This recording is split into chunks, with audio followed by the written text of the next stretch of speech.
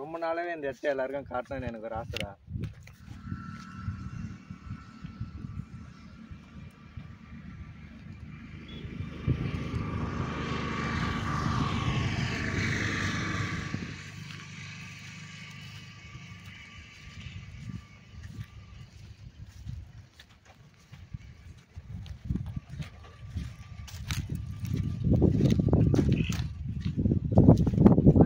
ரொம்பவே அருமையா இருக்கும் இடம்.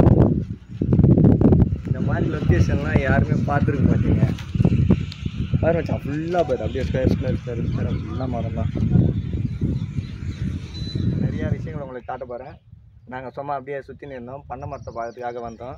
இந்த பண்ணை மரம் 25 வருஷம் வாழக்கூடிய மரம். இது முக்கியமான விஷயம் பார்த்தீங்கன்னா இது ஆக்சிஜன் அதிகமாக கொடுக்கக்கூடிய மரம். பொதுவாக வீடுங்களை அந்த யாரும் வச்சுருக்க மாட்டாங்க. எதனால் பார்த்தீங்கன்னா இந்த மட்டை வந்து பிளேடு மாதிரி இருக்கும்.